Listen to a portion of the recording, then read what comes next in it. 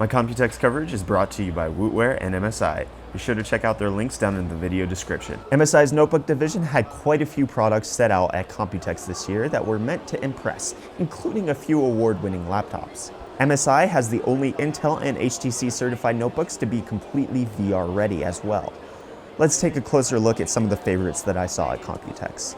The GT83S Titan is an update to their previous flagship GT80 Titan. This behemoth of a notebook sports an 18.4-inch 1080p IPS display with an Intel Core i7-6820HK overclockable CPU, SLI'd full desktop GTX 980 GPUs, up to two 512GB NVMe M.2 SSDs and a 1TB hard drive, and then up to 64GB of DDR4 memory on their 4 SODIMM slots. However, what made the original GT80 stand out and continues in this iteration is the world's first laptop with mechanical Cherry MX Brown switches. I'm personally curious to see how well the GT83 will stack up against the recently refreshed Asus GX800 liquid-cooled laptop, which boasts the same CPU, GPU, and also has an RGB mechanical keyboard. But the GT83S also comes with plenty of inputs and outputs, as well as massive exhausts on the rear to help keep these top-tier components adequately cooled. Also, it's good to keep in mind that while the specs I mentioned are what the GT83S currently has equipped, MSI did indicate to me that while nothing is confirmed, an upgrade to SLI 1080s on this notebook is in the realm of possibility before the GT83 actually does come to market. MSI also had their GS model of notebooks on display, which impressed the bananas out of me.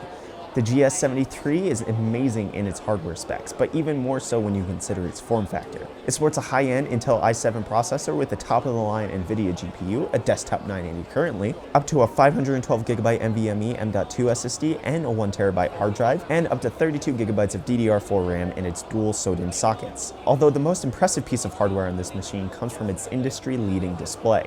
It's a 17-inch 1080p NTSC display with a 120Hz refresh rate and only 5 milliseconds of response time. MSI is again continuing to push the boundaries of what we expect in gaming notebooks with this panel, as well as the form factor of the GS series. The other GS series notebooks came with similar hardware specs and were just as impressive.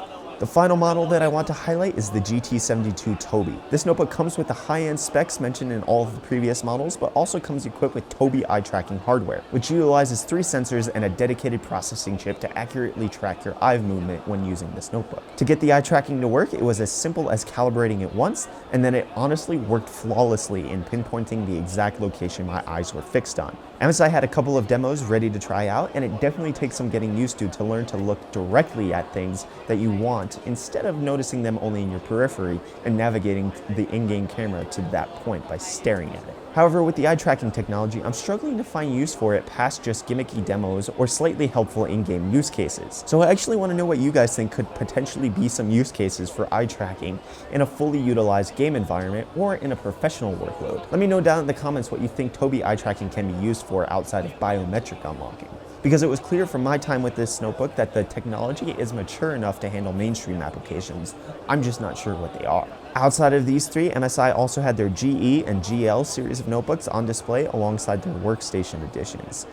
Included in those is also their external GPU dock notebook, which allows you to get desktop-grade GPU performance at home, but also have it be a powerful and portable solution when on the road.